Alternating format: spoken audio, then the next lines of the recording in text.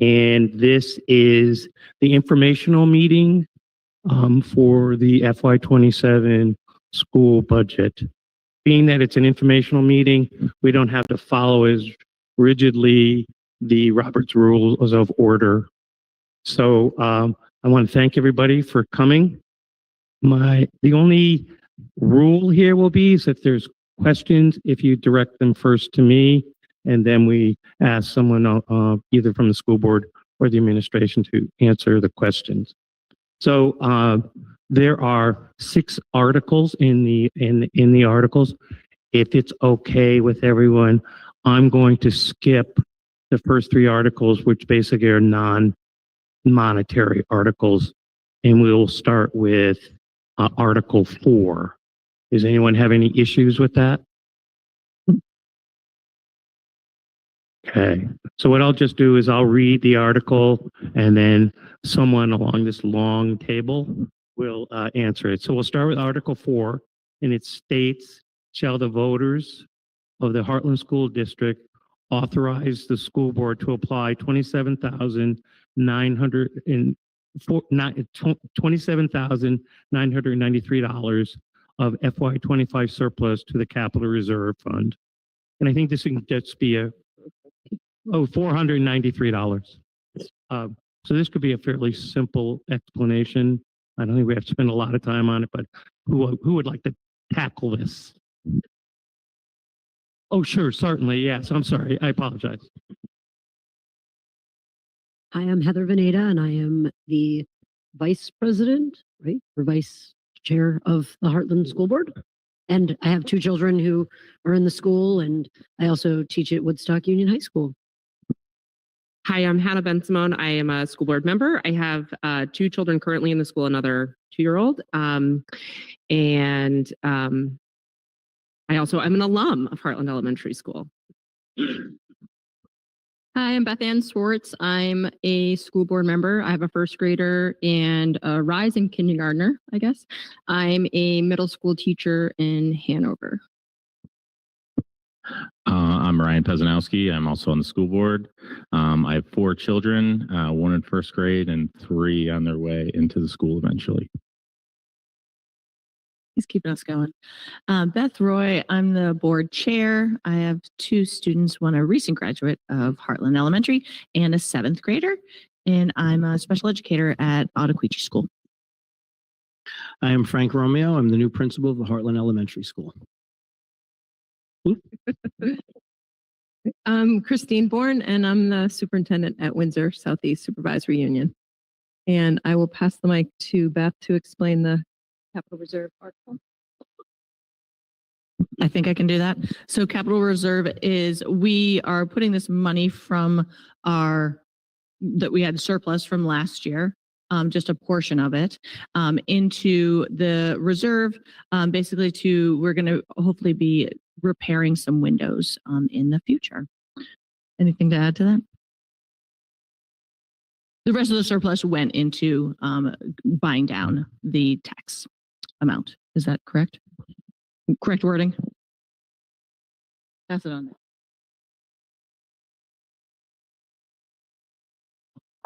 Question? Why don't you come up to the mic, Martin, so people online can hear you.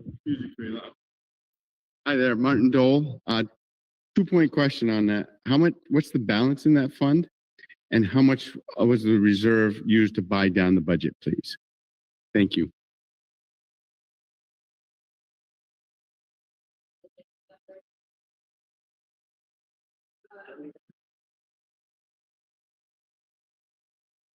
The microphone back.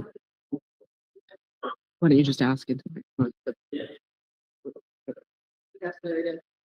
Hey, Larry, do you mind speaking to the question that man just asked? Can you hear me? We can, Larry. All right. Hey, Martin. So I get fund balances every Monday, and the fund balance for the current fund balance is $359,815, $815.92. That's $359,815.92. And then the amount that was put towards it's I know it seems semantics, but it's not put towards the tax rate. It lowers the tax rate because it's used as an offsetting revenue against the fiscal year 27 budget, and that amount was $200,000. So the fiscal year 25 surplus in total was $200,000, $27,000, $493. So $227,493 was the total surplus. The board decided at the previous board meeting to put 200,000, or I'm sorry, 2 board meetings ago, to put 200,000 of that surplus towards offsetting revenue, and then put the remainder, 27,493, into the Capital Reserve Fund. Grace, does anyone have any questions online?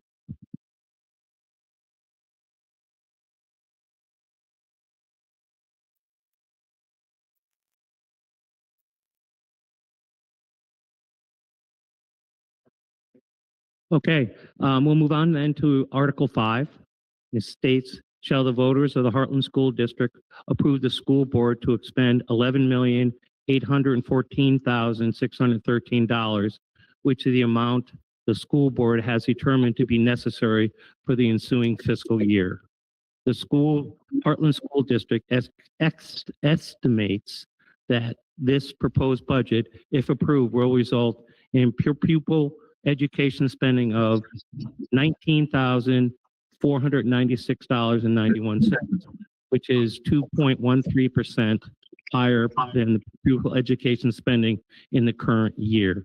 Who would like to address this article?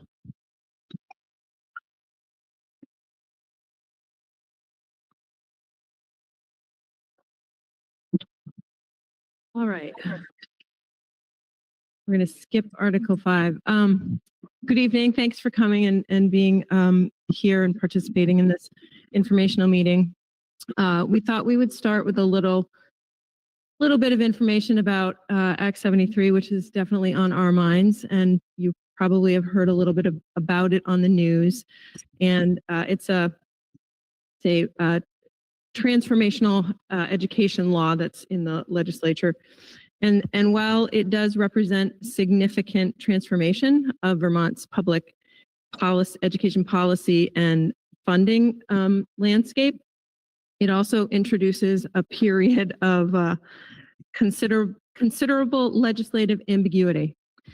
We don't know what's going to happen, and there are critical questions on the table about mergers, high school choice, whether it will remain or whether it will go away in the future, and also the implementation of a weighted foundational funding formula, which could have an impact on everyone. So that's in the background during this whole process. But in developing this year's budget, the administration and the board, we've navigated these I call them known unknowns, because we really don't know, but we know there's stuff out there. By prioritizing the stability of our core educational programs, our goal was to design a fiscally responsible proposal that preserves the high quality student experience Heartland students deserve and the community expects, while maintaining the flexibility to adapt to shifting state mandates. So we will keep you posted, but we are going forward and doing what we do for our kids because that's what they deserve. So we wanted to start with that. I'm going to just share a little bit about our strategic plan, which some of you actually helped create. Phil's here, and he was on that stakeholder group, I recall, many years ago. So it was a diverse group of stakeholders that came together to create this plan, which serves as our North Star and our in guiding student success for our supervisory union and our districts. As part of the work, we identified 5 core competencies. I'm going to pull it up there so you can see it. Yeah. Empathy, perseverance, integrity, communication, and critical thinking. And these are skills that students need to go out into the world and be successful in college and career. These are the skills that employers want their employees to come to work with. And so our goal is to make sure our students have these skills before they leave our system. Our strategic plan has 3 main goals: student success and engagement, information and communication, and culture and student wellness. And for the past, I think 6 years since its inception, the decisions that we've made at our school revolve around these goals. Culture and student wellness are at the heart of the work that we do. We know that for our students to be successful and to be able to access school and thrive in school, they first need to feel safe and healthy and seen. And to meet these goals, we're investing in the people who support our students the most. And those are our teachers and our support staff and our administrators and our school counselors and our interventionists and our equity coaches. All of these people ensure that our schools are trauma responsive and inclusive of every child's unique story. And that's really important to us. And we've been working on making sure that every student in all of our schools feels a sense of belonging, because we know that's critical for success. We've been reimagining what student success looks like in our schools. Education's changing and needs to adapt to the year that we're in. And we are working hard to give our students some voice and some choice and some agency and some leadership opportunities in their experience. And that's really important. And we're working hard to do that. Our students set their own goals. They report out on their goals at student-led conferences in the springtime, and they're able to lead some of their own learning. We've in the past couple of years, we've adopted high-quality English language, arts, and math programs. We're offering robust presentation they gave last year. Who's that? School board. The one who's the one who calls the finances for the advisory union. 5 goals.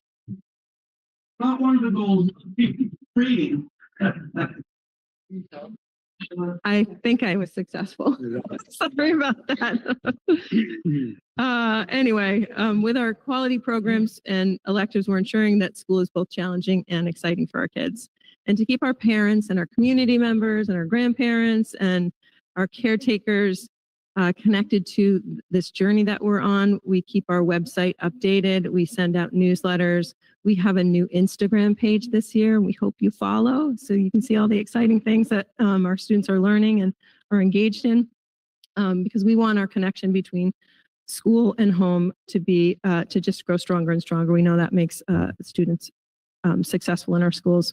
So I'm going to turn the mic over to our new principal, Mr. Romeo, who's doing a fantastic job at Hartland.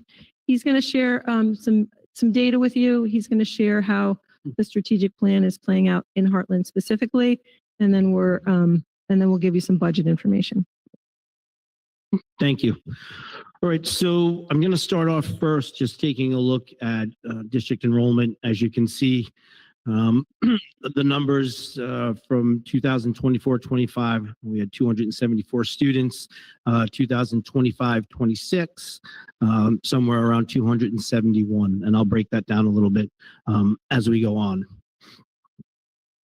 All right, the first thing you're going to start off with is some data that we've recently received. If you take a look here, we're looking at our K-3 DIBELS.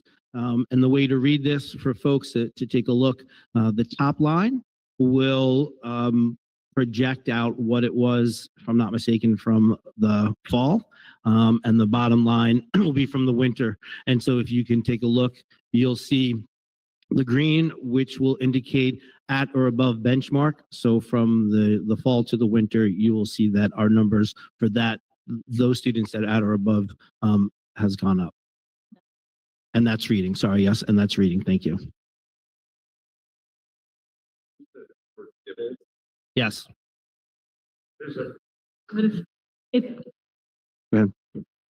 It's an acronym. I don't remember what the whole acronym is, but it's basically a reading assessment. Sorry, thank you. Dynamic indicators of basic early literacy skills. Thank you. All right. Taking a look and staying with reading, school-wide reading, this is something obviously that stands out. If you look, the at or above benchmark, gone from 58% to 54%. So just a slight decrease, just for those that can't read those numbers. Looking at school-wide math, And this is definitely something that jumps out at you. Again, going from the fall to the winter at or above benchmark, we see a rise from 36 to 49. So just a little snapshot for folks looking at fall to winter. All right. And moving towards our strategic plan, I'm going to start with student success and engagement. And I know a lot of you online and even here in the audience participate and volunteer at the school. So some of this will be familiar, but I think it's worth noting, and you see the picture there starting off with the Nordic ski program. This is something new for me, obviously being my first year, but understanding this program and seeing, giving kids the opportunity to get outside anytime we can do that, especially in the weather that we've had, has been great. So that's just one thing that kind of has helped to gauge student success and engagement. Return of Brain Fit, which is a fitness room that we have in which students engage through electives, which I'll talk a little bit more later on. We have a leadership elective, and that's a big shout out to Mr. Schaefer, who's sitting in the audience. And what that looks like is our students, some of our older upper class students, will go down and work in the younger grades, what we call buddy classroom. And activities that we have, like winter activities, fall festival, really is put on by students and the older students that help run and work with the younger students to create that engagement and give that sense of belonging. We have Kinders in the Woods. We utilize our outdoor classroom in the back. We have Reading Olympics. This year, we combined our geography and science fair. It was the first year that we had a science fair, which I found to be very successful. Winter Carnival, and a little mention about that is Winter Carnival, winter activities coincided with the start of the Olympics. And so what we did is we had different classrooms that would pick a country. They would kind of march out. They painted their faces. They learned a little bit about those countries. And then we had a bunch of activities outside. And despite the weather, and it was cold that day, I don't think I saw too many sad faces. I just, kids talked about it and adults alike about how great the winter activity and carnival went with student engagement. I put this in as a late number here, and I think it's worth noting that we have a 96% attendance rate. And I think that is, when you talk about student engagement and all the things that you're going to hear, if students aren't in class, aren't in school, then they're not going to be learning and engaging. So I think that's a number worth mentioning. Continuing with the strategic plan, information and communication, just a couple of highlights here. If you drop off or pick up your kiddos or your loved ones, you hopefully will see both Mr. Schaefer and myself. Definitely in the morning, you obviously see the full faculty and staff in the afternoon. But the idea behind that is we want to greet students when they come in, and we want to talk to families. And I could tell you how many conversations that I've had just in a quick drop-off line of like, hey, it was a good morning, or hey, can you check on this and get back to me?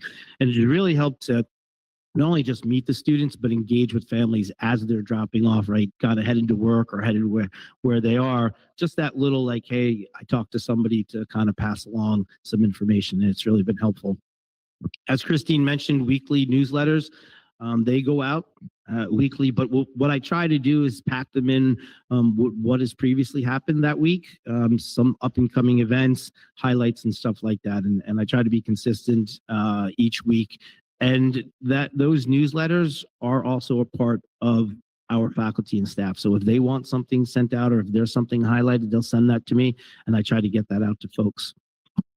Another part of communication and information is weekly data dives. So I have tasked our administrative team, our counselors, our SEI teams, to take a look at disciplined attendance, tardy, our multi-tier system of support, which incorporates our SEIs. And that's really just taking a look at the data, such as attendance rates, discipline rates, those things that involve administrative involvement or SEI. So we look at that on a weekly basis. I run those reports and pretty adamant about making sure we're staying on top of that to help drive what we do in our building. Wanted to mention our SEL programs that we have, which is our counselors do a great job getting into classrooms. And as hopefully folks are there, lunch with a loved one. Again, that was my first experience, and I believe the number is somewhere around 571 folks visited the other day. Yes, for lunch with a loved one. I think that was the number, somewhere around there. So something to be proud of. Talking about culture and student wellness, some examples, again, the attendance rate, a couple of things that we do within the building worth noting. Student assemblies, we have recognition assemblies, something called Caught You Being Good. So students, if they do something that stands out, they get a little card. It kind of goes into this tent that they build, and we pull them every 2 weeks. And it's just something to recognize. Anyone can nominate a student. And again, it's just something that they have done that's worth recognizing, and they'll come up and we'll celebrate those things. I think also worth mentioning is the students came to me to say, hey, I think it's real nice that we recognize students, but how come we don't recognize teachers? And so they themselves, the students, put cards in to recognize the great work that our teachers are doing. Leader in Me, just a buddy teacher system. Again, I mentioned that a little bit, and we're a Leader in Me school, which really engages students and gives them the ability to really advocate for things they want in the building and to be a part of those things. I mentioned our SEL programming and our school culture and engagement group. I wanted to mention that because they meet quite frequently, and recently they proposed something to administration that was about behaviors that they see on the bus, and they came up with a number of solutions that they would like to have implemented. So when you talk about agency and talk about wellness and engagement, when you have groups like that that are advocating for students and safety, that's definitely worth mentioning and applauding. Just a couple of the highlights of student achievement. Our annual school is a huge success. Student programming, performing You're a Good Man, Charlie Brown, to highlight. Winter concert that we had, grades 4 to 8. Dedicated student athletes that we have on and off the field. We have a student that is on our school board, which I think is great. That's the first time that I have seen consistency with a student advocating and being on a school board, so I think that's worth mentioning. Another highlight, 5 out of 14 of our 8th grade students participate in algebra courses at the Windsor High School. It's about 35%. Our Lighthouse Leader in Me, which is student leaderships, which I've talked about. Harvest Fest, Winter Carnival, buddy teacher. Couple other things to highlight, taking a look at our graduating students and where they're headed and where they've been. Windsor High School, Woodstock, Thetford Academy, Lebanon, Hartford. Our current 8th grade student class, and talk about when we talk about budgets, right, and what students need to do and take on some of that responsibility, have raised over, and I think it's over now, $6,700 for the class trip. That's a lot of work, and that's great for such a small class. 7th grade and 8th grade students have been learning how to give back and serving their community. I'm sure you've seen folks out and the invitations that you received to participate in our school. Heart Awards, and this is something that we do and something that was new to me again, but it highlights students through all grades given out by teachers. We have students and families come in. When we do our assemblies, they stay after, and we just do a quick little paragraph and highlight to the great things that our students are doing. And again, they are nominated by our faculty and staff. Talked about the Caught You Being Good cards, and one other thing worth mentioning, and this is something I'm proud of, as well as there was a grant, thank you, for the Byrne Foundation to get a book vending machine, and we're going to put that in the lobby, and students can earn tokens to be able to get free books through the good deeds that they do. And it looks like a vending machine like you would candy or soda, but it'll just be dispensing books. Want to mention a couple other highlights. I don't know if folks know this, but if you walk in our building, you will see a mini kitchen fridge, food.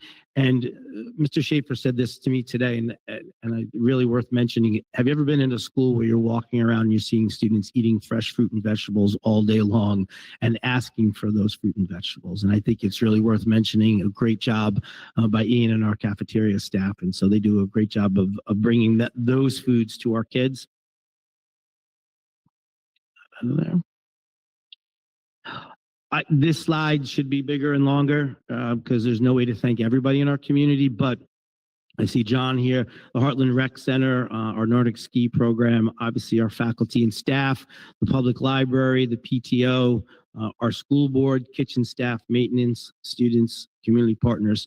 All of those are reasons why we're here today to talk about the budget to do what we can do for our students. And so definitely worth mentioning. That picture, our 8th grade class got to film and be part of the Senate, and that was really a great trip and something that came through a grant as well.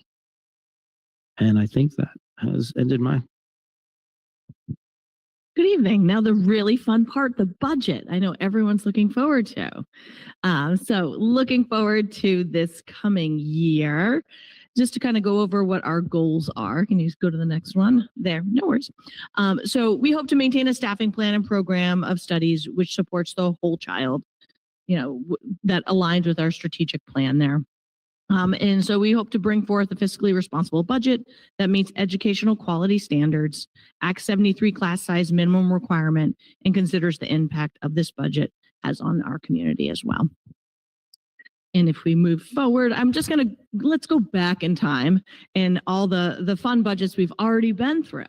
And so if we go back to fiscal year 24, these are the different cuts that we've made as through the last few years. So on FY24, we did cut 1 full-time educator, and then in 25, the playground addition that we were hoping to make, but then we were able to get funding through a grant to support those changes. So you will see some beautiful new playground equipment out there. 2 full-time educators, furniture upgrades, as well as locker upgrades. And then moving forward, so this current year that we're sitting in, the Winter Activities Fund was cut from the Winter Activities Program. And I just have another shout out to John in the rec and his amazing staff that really made the Winter Activities Program happen this year and was able to secure grants and stuff like that. So that is just like amazing. And the activities that were included that the kids are experiencing are like full. They all can go skiing if they want. They're all receiving passes to Saskatoon 6, but they can also go rock climbing. They can go swimming. They can go bowling.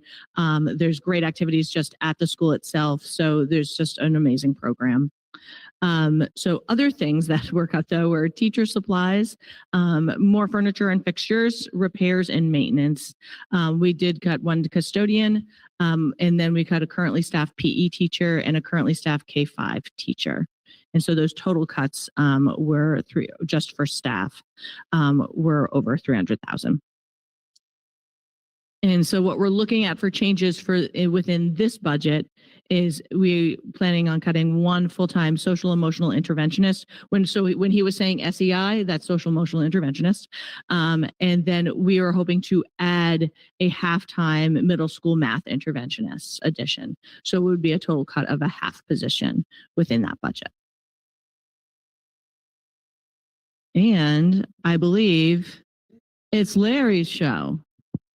All right, so you can find all the detail in the budget book by scanning the QR code. I'm sure there's copies at Town Hall and the post office. And so this is where you would go to get the budget book. I'm not going to go page by page. I assume it's there. And it's been available online since October, November.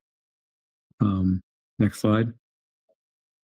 The bottom line numbers, as you saw on the warning, is $11,814,613 for the FY27 Hartland General Fund.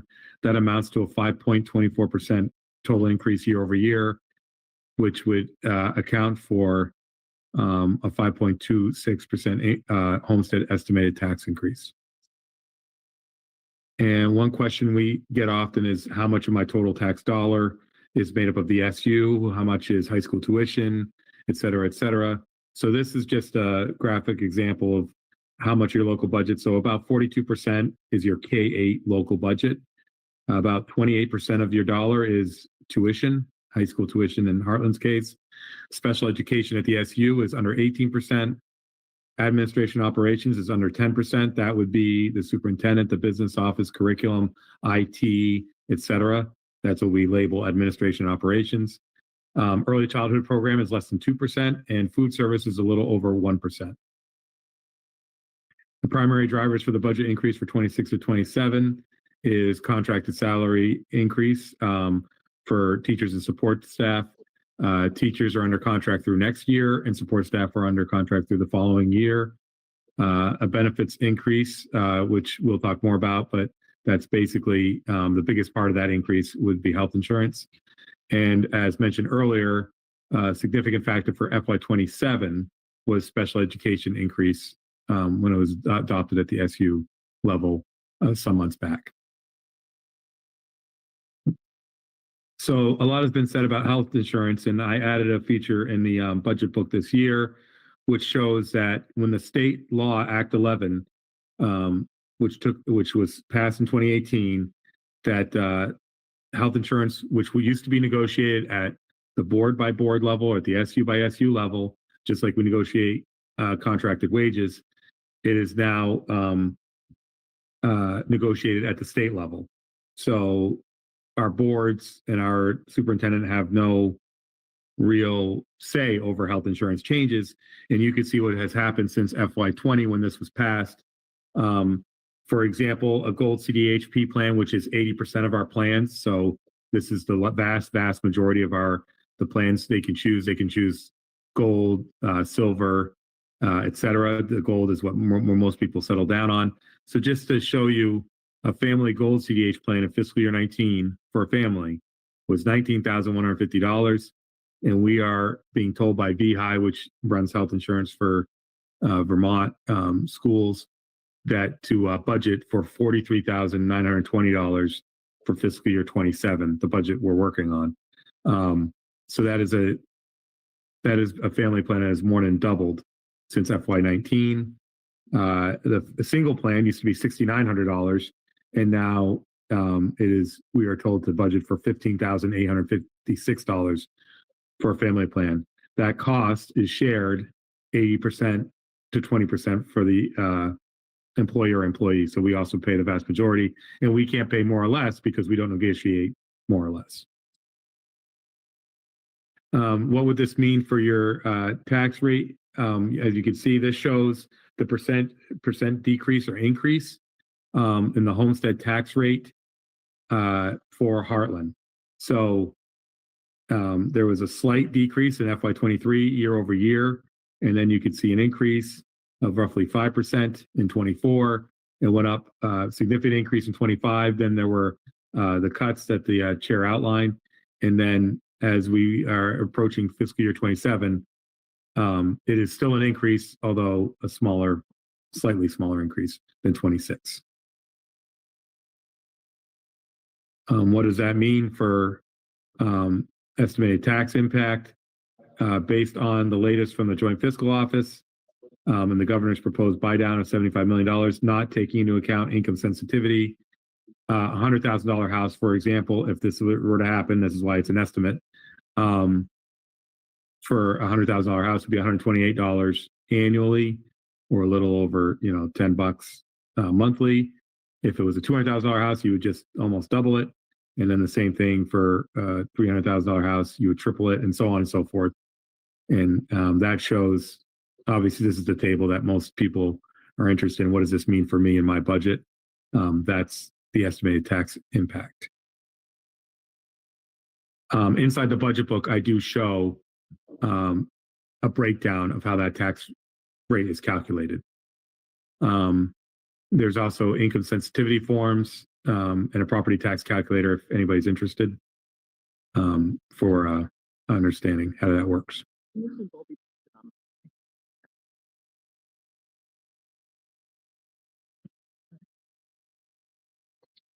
Thanks so much, Larry. I guess so. Voting day, making sure everyone remembers that important part, is the 3rd. And I will hand this back down to our moderator to manage some questions. Thank you, everyone, for your presentation. So we're going to start first with people here in person. Is there any questions from anyone on the budget? Martin? I have a question about the SU expense. Is each town weighted by students, or is it a set fee?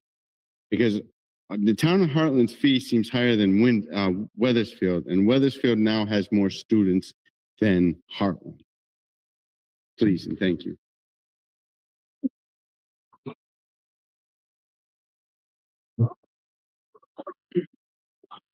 Larry, could you cover that question?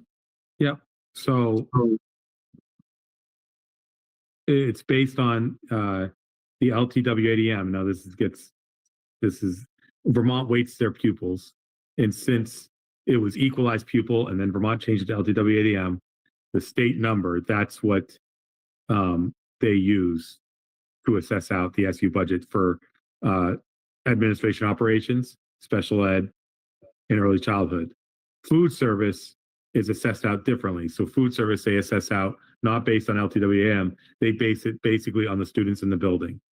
Whereas with LTWADM, there's significant special ed costs for LTWADM because it includes all students, not just the students in the building. So Weathersfield, Hartland does have more students than Weathersfield. We get that population K through 8, please. So we don't, it's not, K through 8, I believe they still, to this day, have slightly more students, although the gap is definitely narrowed. So to give you an example of the breakout, using LTWADM, so we always, the way we do LTWADM is we go 1 year back, because by the time we pass the SU budget, the LTWADM hasn't come out yet for FY27. So we're always 1 year in the rears. And Hartland, according to the state, has FY26 LTWAM is 641.19. Mount Scottney is 924.11, and Weathersfield is 566.36. So then we take that number, we total it up. That's 2131.66 of total LTWADM. I'm sorry, I never said what it stands for. LTWAM stands for long-term weighted average daily membership. And then we break out the percentages based on that. So for example, Hartland 641.19 is 30.08% of 2131. Weathersfield is 566, so about 80 less LTWADM, and that's why they're at 26. So Hartland pays about 3.5% more than Weathersfield because they have 3.5% more kids. So we can't get a count K through 8 students. In that So we have 398 students that are Hartland students, and that's pre-K through to 12. And then Weathersfield has 350. Pre-K 12. 220. 220. Yep, 222 in the building. I understand, Yeah. but it's tuition, so that's different. Yeah. Yep. In the way, like, so students are weighted differently, being that, like, if a student's coming in as an English language learner, they're going to be cost more, or a special education student. And so that every student is not, the cost to educate them is not equal. In K8, as of 24-25, Hartland was 295 and Weathersfield was 273. So if you do the math, I mean, it still sounds right with LTWAM if that's 220 plus kids. And then if you add in 9 through 12, that's an extra 20 kids, give or take. So what I said 40 earlier. I mean, again, you're getting into the weighting with LTWADM. If the SU board could decide to change that anytime. So the SU board could decide, we don't care that Hartland has more 9 through 12 students. We don't care if they increase special ed costs because they go to other high schools with increased special ed costs that get passed back on to Hartland, and therefore SU special ed budget. And they could decide to do only what's in the building, like the way we do food service. Right? If a student decides to go to Springfield High School from Weathersfield, the theory is it shouldn't cost them more at the SU food service budget because we're not feeding that kid in Springfield. Whereas in special ed, you are paying for that kid in Springfield.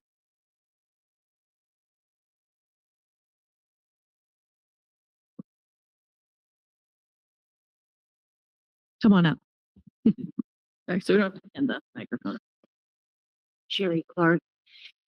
Do you have a tracking system of our students when they enter high school? The number of students that enter high schools for this meet the number of students that graduate 4 years later? Do you track them in any way? We do. We keep track of how many kids are in 9th grade, 10th grade, 11th And so grade. we 12th get grade. reimbursed. The receiving schools send money back to Hartland if those students move on out of our district or never complete. Any student that's enrolled in a high school you have to fill out a voucher, and we get billed by the high school. So if a student leaves that high school, then we don't pay, or we prorate for the year how long they've been there. Yeah, say as a voucher mom, I have to fill that out every year of where they're going, because then the town will pay that. Yeah. Any other questions in house? Come on down. So you said, the average student cost was 19,000. Yes. Does that- Yeah, let me look at the. Does that include the state portion, or is that above the $17,000 that the state pays? Because if you take 19,000 times 200 or 300 kids, you don't get $11.6 million or $11.8 million for the whole budget. Yeah, right. Right. Yeah, exactly. So, I'm trying to figure out if that 19,000 includes what's the state average that the state pays, because the state pays a certain average. Yes. So if they go to a different high school, or even our kids in school, they pay a certain. What above that are we paying? Are we paying between the 17 to the 19? Or are we paying 19 above the 17,000? So you're asking what the state, making sure we understand the question is, you're Yep. asking what the state says they'll pay for a high school, Or for any kid? for any kid. Exactly. Yes. Yep. Exactly. Yes, please. I have no idea, but Larry probably knows.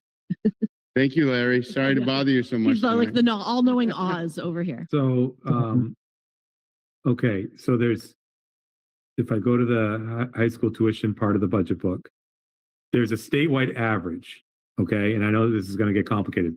Hartford, let's pick Hartford. Hartford can charge whatever they want to charge.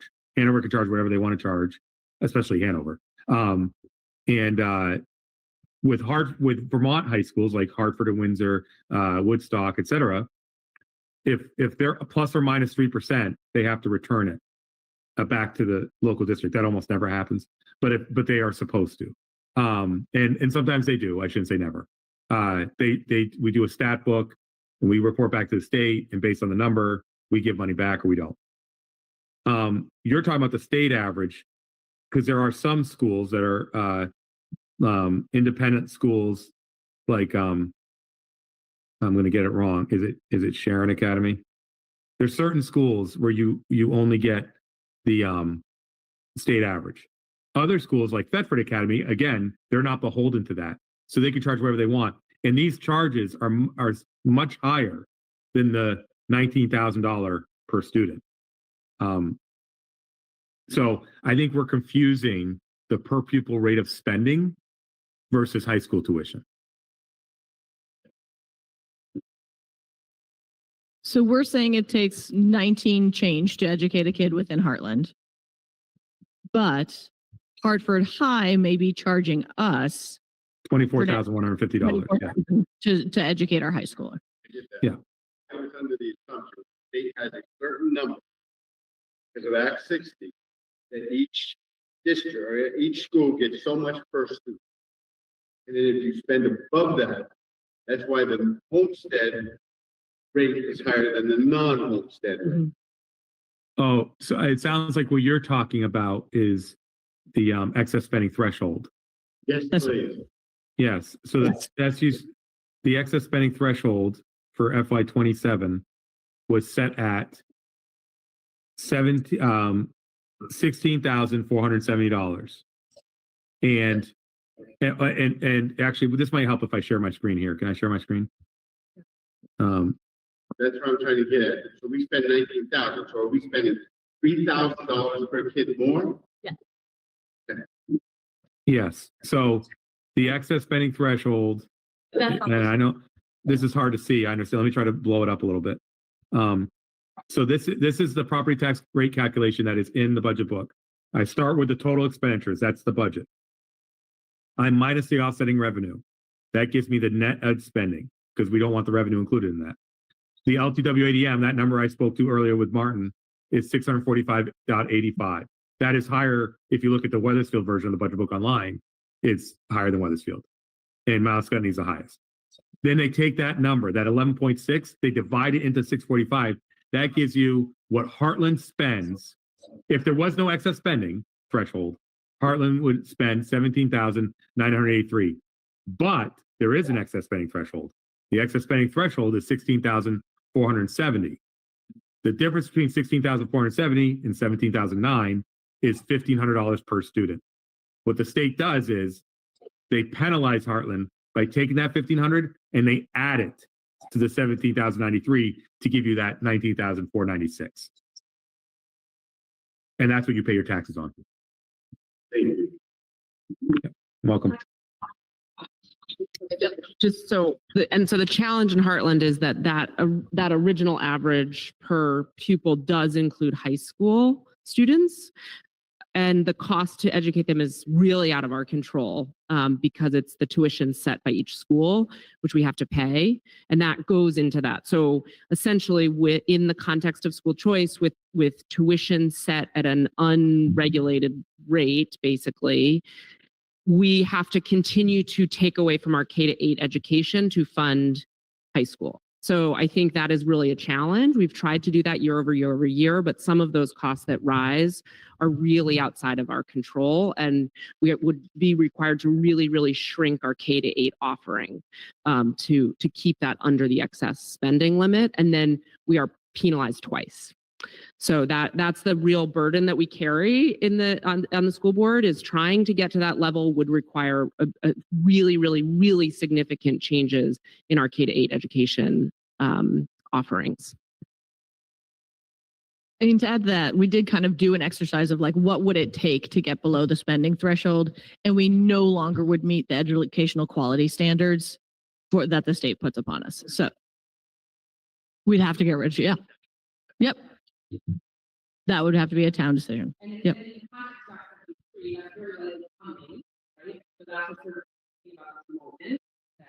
This is all very that we're seeing in the next couple of years. No one knows. Yeah. I believe you've answered my questions, but I'd like you, Can you step up to the microphone just so the online people can hear you well? if you could give me a more simple answer. So what is the all-in cost of educating a Hartland pupil? And how much of that is paid by the town of Hartland, and how much of it may be offset by other revenue? And when we talk about educating a pupil, are we talking about the actual number or the weighted number? So that 19,000, was that for the 272, or is that for the 600 weighted average? That's Weighted average. Plus our penalty. So it's actually 7,000. yeah. So our weighted average that's on the ballot at 19 plus, that has our penalties kind of built into it. And the fee is 80% property tax funded, which is quite high relative to other states. We rely very heavily on property taxes to fund our education system, which is a real challenge because it puts our kids in the chokehold of rising inflationary costs. Yeah. And so on the literal number of students we have in school, the actual cost is quite more than the 19,000. I understand the costs are not equivalent at all across students, but it's more like it's closer to 40,000. Okay. Okay.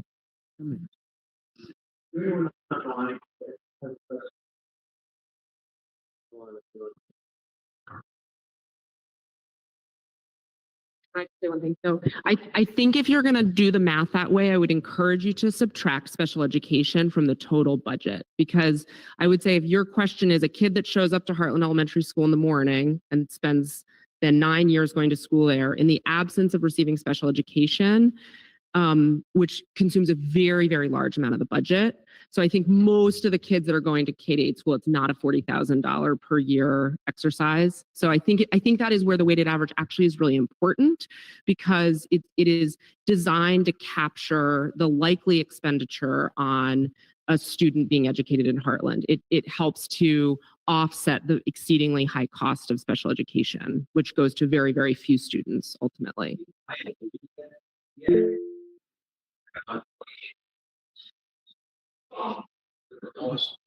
Yep. So, yeah, those are gross numbers. 40,000. No, I agree. In previous years, when we didn't have like the individual, like when we had the special ed cost by our school, we had years that it was just like up and down and up and down. You'd have a few kids move in or a few kids move out, and our budgets wavered drastically. So having them in the SU has stabilized that, even though, I mean, the cost is huge. That really hasn't changed, but the up and down momentum of it definitely has.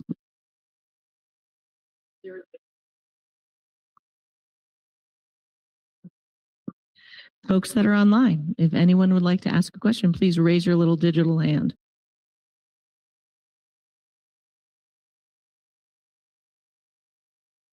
What is the percentage of the students on stuff?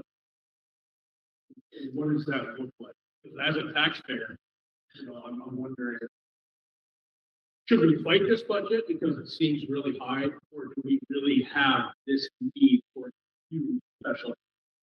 Is it behavioral? Yeah, just let me answer your question, just because you weren't in the microphone. I want to make sure that people heard you online. So the question was, make sure I get this right, was what is our cost for special education overall how many students are considered in our special education program within Heartland? So there's 96 students that are considered special education students within Heartland.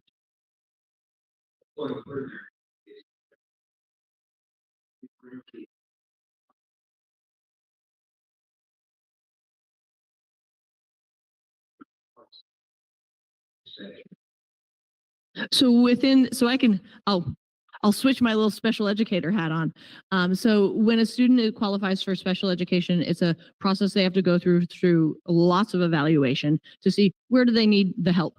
Then it's actually a legally binding document that happens where you say, this is what help this student needs. This is what the services they need. They're not going to get those services in the regular classroom. I mean, they may get it structurally in the regular classroom, but they need specialized instruction with somebody to meet those needs. And so that's where you end up having higher costs, because it is specialized education within that. And so it's just something, once they have, it's called an individualized education plan, an IEP. That's a legally binding document that then the school is like, oh, we have to follow this. This is what it says this child needs to succeed in education. We are obliged to follow that. So you can't really just decide, oh, we're not going to do that anymore. We can't anymore, or something like that. You just have to kind of follow the rules of that. But it is an extensive process. It's not like, somebody walks in and says, oh, I think this kid needs special education. It's a very extensive process to become into the special education process. What is the total special ed budget? What is the total special ed budget? I was going to say, do we have that on a post-it? Or does Larry, our all-knowing Oz, Larry? I feel like because his head's floating. Heartland's portion of special ed? Yeah. Well, do you want Heartland's portion of special ed, or do you want, I can give it anyway. Let's go down to that portion. So Heartland's portion of the special ed budget. So the SU special ed assessment is 2.99. So Heartland's portion is 1.83 of the, I'm going to do some math of the total. 2, 4, 3, 5. So that's almost $8 million. Is special ed at the SU, and Heartland's portion Say is that number again. It's almost $8 million, and 1.8 of which, sorry, 2 million is That's at you. Heartland. What's Heartland's share of that 8 million? 2,080,000. Weathersfield share is 1.837, so about 170,000 less. And Mount Scottney is almost 3 million, 2,000 away from 3 million. So Mount Scottney pays an extra million.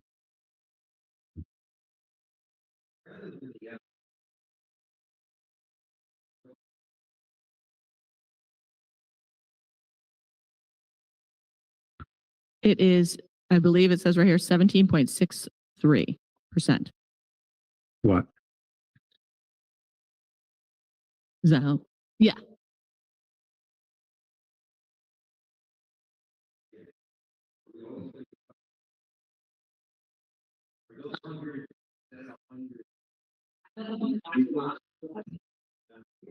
Yeah.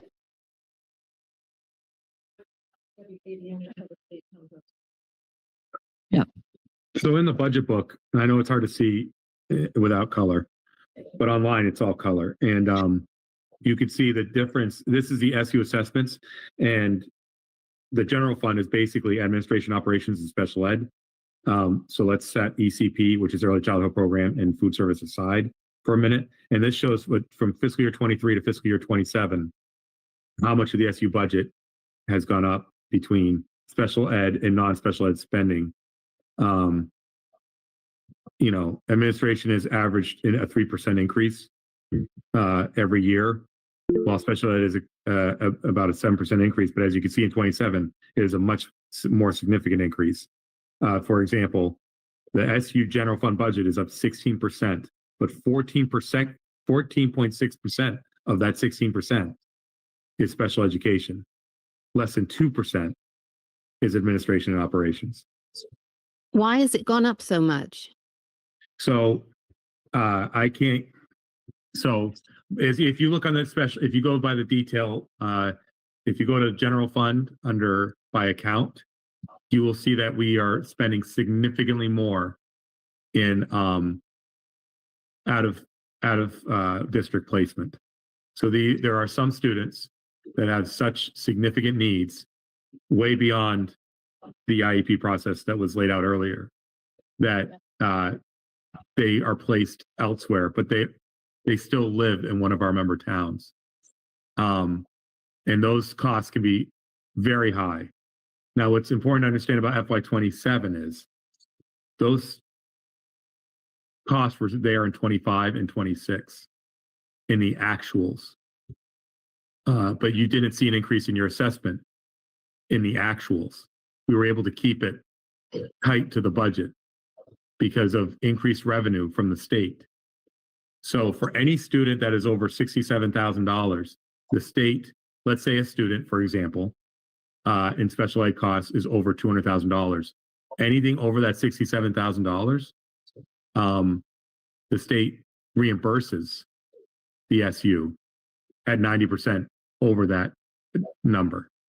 So there's a revenue. That's why we haven't increased the assessment during the budget year, during the actual fiscal year under the actuals, even though costs have significantly gone up. That 14.6% accounts for those students that are already here and have been here for the last couple of fiscal years. We just haven't had the opportunity to budget for them, which we are doing now. So on the revenue side, there will be an offset. But that's where we are. So I can't get into specific students, but there are some students that cost significantly more than $200,000. And we still have to pay for that, even though the state later on in the year, which would be next fiscal year, would reimburse us for those costs at the tune of 90%, unless they move out, but then we don't have those costs. Got it. Thank you. I'm just wondering if the general trend for the number of children that need special education is going up, and if so, why? And is anybody looking at addressing that side of it?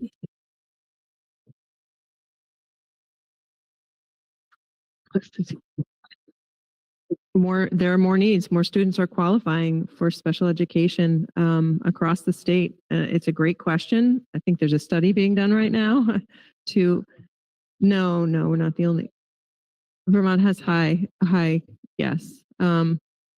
So I'm certainly happy to relay that question to the special ed director and have her reach out to help answer it. But I mean, we hired a new special ed director this year. She's really putting some procedures in place to try to, you have to meet certain requirements to be, what's the word I'm looking for? To not just qualify, but I mean, we have students, no, not that one, to be assigned a one-on-one. So some students have one-on-one support all day long in the classroom and out of the classroom. And so she's put parameters in place for qualification for those services or that level of service that we're implementing now. And the tricky part is to bring down special education costs, you have to change IEPs or you have to have students move out, and you're always having transitions of move-ins and move-outs. But and we want students to graduate off of IEPs, but as they're written, we have to provide that level of service, and that means people. I mean, let's be real; those are positions in our schools, and to lessen that number, we really have to look carefully at the services of each child and meet those needs, but also think about things in a different way. Could this service be met in a small group instead of one-on-one? So those are the conversations we're having across the state. But I don't have a specific answer. I think kids are coming to school with more needs. That's just a fact from pre-K on, and we're trying to meet those needs. And the schools are not just educating. We are providing mental health resources. We are providing food security for many families. We're providing a lot more than schools used to be required or asked to provide, and we are happily doing that. But it costs money, and so some of the costs you're seeing in the budget reflect those needs of the students that we're serving. And to piggyback on what Christine is saying, the next chart underneath the chart I just shared shows that it's not, I have Vermont on the left. So the blue chart on the left is only Vermont. And so it's not just our SU. And you can see there was a 456% increase in mental and behavioral health positions in Vermont school districts. This isn't nationwide. This isn't SU. This is Vermont. 456% increase in these positions over 3 years. And then I broke that down to the right to see what would that look like by function with psychological services. We break all our spending out by function and object and everything. So, for the auditors and for you, for transparency. And psychological services spending, the orange is the actual that we've spent for psychological services. The green is the budgeting. And this is only 22 through 25. I wanted to show it side by side with Vermont. So it would be obvious that what we're seeing at our SU is not atypical for Vermont. And you could see now, why didn't the assessment go up by that amount by the actuals? Because there is a revenue offset. If the money is tied to students' IEP costs, then over $67,000 up to 90%, we're still on the hook for 10% for every dollar over that 67,000. And we're on the hook for the full first 67,000. But that's why it doesn't look the same for the assessment, I guess, is my point. And by the way, that's just one function. That's just psychological services. That's not occupational therapy or speech, etc. And thank you. If I could just ask one more, probably really dumb question. So does Medicaid or something to do with the human health services not cover any of those costs? You get some Medicaid reimbursement, yes, but it is Oh, I can't hear her. Yes, we do bill Medicaid for reimbursement, and we see those numbers come in, and it is something, but it is not nearly the cost that are associated. Yes. Thanks. I'm good with my answers to the questions if you put them in your minutes. But Larry, one question for you was, with that state reimbursement, how budgetable is that? Could that go away? And all of a sudden we have a contingent liability coming back on the town. And then when we're talking about special needs children, before what I was getting at is how many are cognitive, how many emotional behavioral, how many physical? It sounded just from what you touched on there that we're seeing much, much more of emotional behavioral as opposed to cognitive and perhaps physical.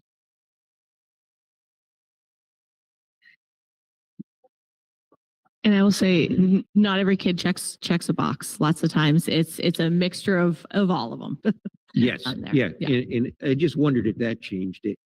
You know, is the IEP process in the qualification process for meeting the needs of a special needs child, are they constant across the state? Or Yes. are they're not? So a different. Yeah, we don't make up the rules of how a student qualifies for special ed. Yeah. Thank you.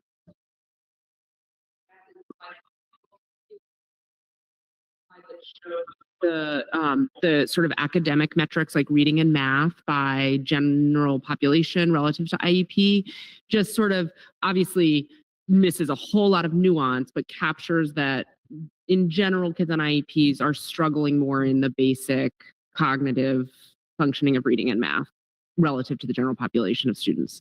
And that might be helpful to show. From our special ed director. So this is the whole SU. It's not broken down by district, but intellectual disability 14, deaf and blindness less than 10, multiple disabilities less than 10, developmental delay 52, traumatic brain injury less than 10, autism spectrum disorder 33, hearing loss less than 10, speech or language impairment 21, visual impairment less than 10, emotional disturbance 16. I think that was what you were getting at.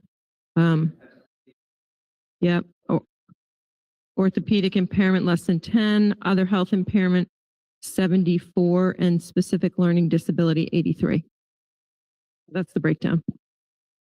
So, and within like those are all the categories that the state basically allows us to check off. Essentially, it was like where could they be struggling within the school system, and other health impairment can be something as simple as like they broke their leg and they can't get around and they can't go gym class. I mean, there's like simple things, or it could be attention deficit disorder can also be falling underneath that. So that's why 73 seems really strange as like other health impairment, but that's usually why that falls under there.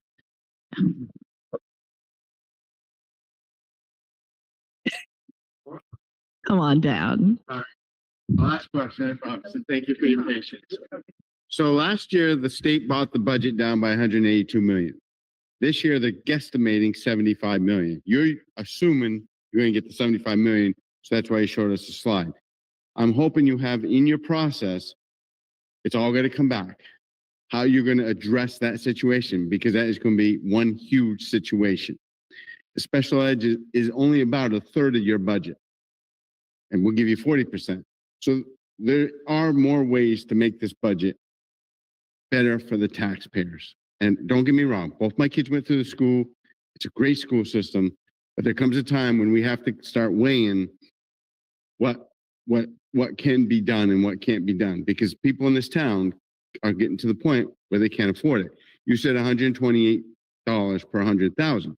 If the state decides to do nothing, it's like $228 per $100,000, which now makes a $300,000 house almost $100 a month. So I'm hoping that you folks have a plan of how to go forward with this. Act 73, from what I've read in the news, hasn't caught on fire, and a lot of towns have fought it. So I really don't see that going anywhere. And school choice is great, don't get me wrong, but we need to reel it in and maybe pick 3 schools for our kids in this town and stay at those 3 schools. And maybe they know they get them coming in, maybe they can help us with the price. So just food for thought. I hope the board is really have on top of it, because taxpayers at this point are at the, and it's not your fault. I get that, but you guys have families, lots of kids, expenses. At some point, we got to make that hard choice, because people at their houses are making these exact same choices. Yes, it's only $128. That's $10 a month. What do I have to cut to make sure I make my taxes? So I'm hoping that you folks put it on top, and I thank you for your patience tonight. Thank you. I was just going to say, is there anyone else online though for questions or comments? We're good. Then I'll let. I really appreciate your comment, and I want to just sort of share that we really do hold that very sincerely. You know, I say to people, like, I didn't move back here for school choice. Like, I moved back here to be in Hartland. And if people start leaving Hartland, that undermines my whole value of me having my kids grow up in this town, right? So I totally hear you. I think my hope is that the high school tuition dynamics will really change for us.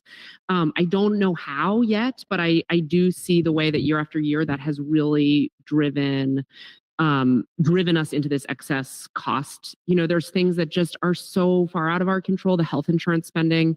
You know, my other hat is, as many of you know, I'm a physician. I feel very guilty all the time when I see what my day job is doing to, you know, the costs of healthcare in America, right? It's all of that. It's all interconnected.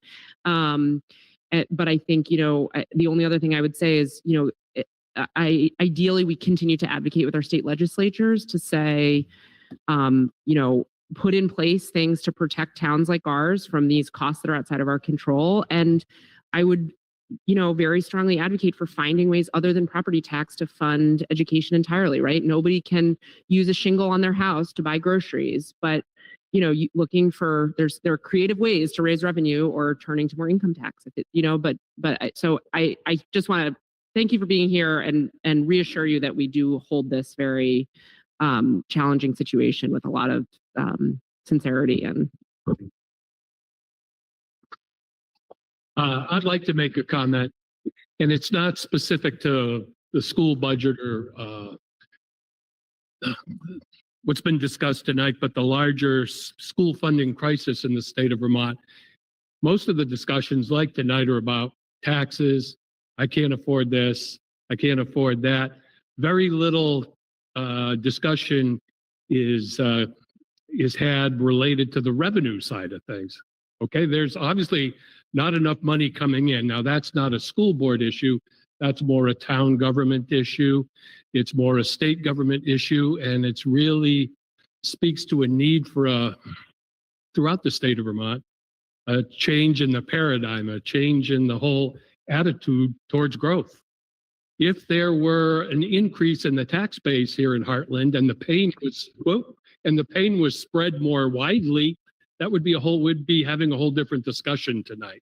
So how do you do that in a rural town while obviously increasing revenue from a commercial or industrial tax base? Ain't going to happen because there's no infrastructure.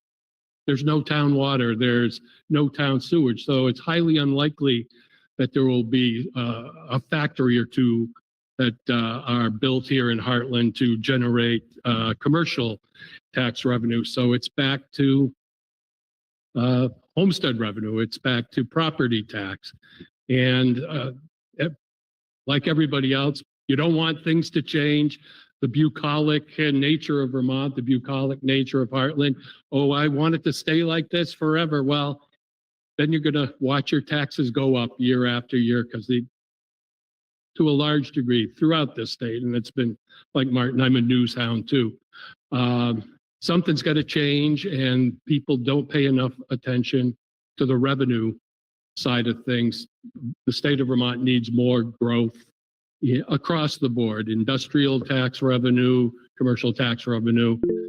And if there were, I don't, just throw out some numbers here, if there were 50 more homes here in Hartland that were paying whatever amount in annual taxes, well, that's going to make a little dent. That's going to ease the pain. So this is, I guess, for the taxpayer and the citizens to think about in Hartland throughout the state. Well, it's time for a change, and it's a change in attitude, and maybe we should welcome more people into the small towns here in Vermont that would be willing to pay taxes, et cetera, et cetera. So just a thought, you got to have more come in than you got going out. I'm not a graduate of the Tuck School of Business, but I understand that principle. Thank you.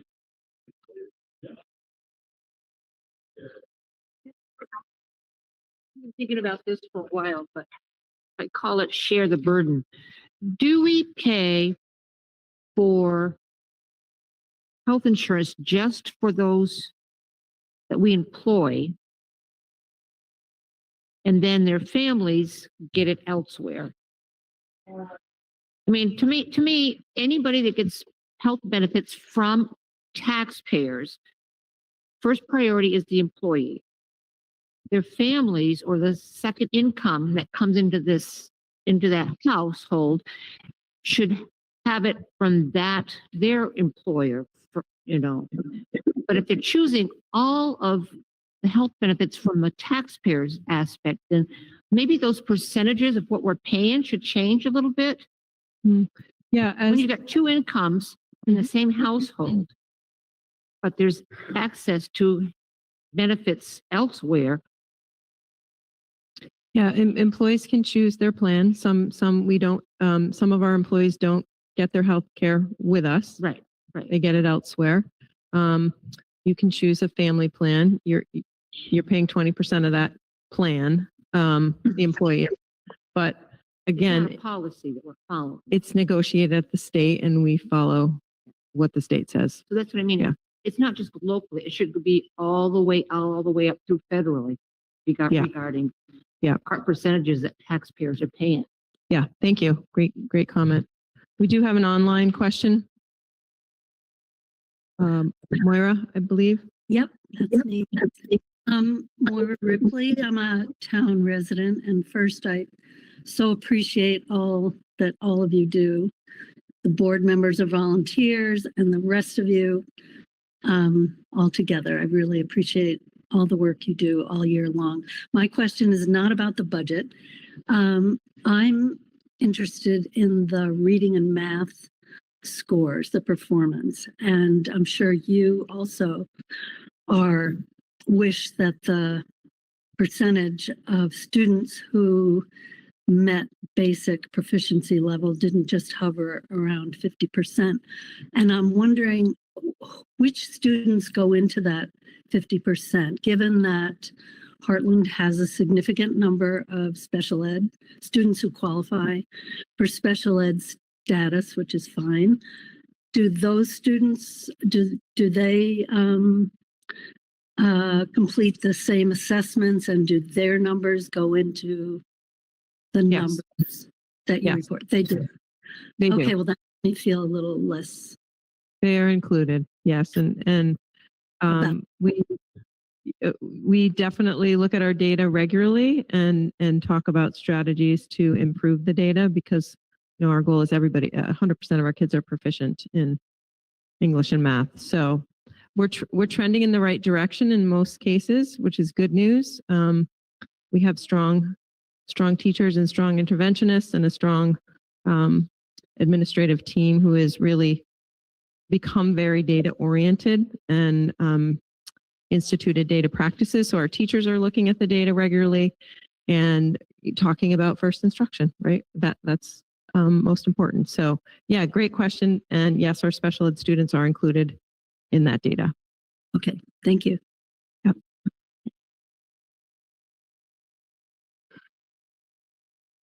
Anybody else? Anyone else online? I'm going to hand this down. Official moderator to close. He's already packing up. I'm exhausted from all the work. I just want to thank everyone for coming. And remember, town meeting, I believe it's March 3rd. And the polls are open, Martin, what? 7 o'clock till 7 o'clock. So please come out and vote. Thank you so much. Thank you, school board members. Thank you, administration. Everybody have a safe evening. Drive home carefully. Good night.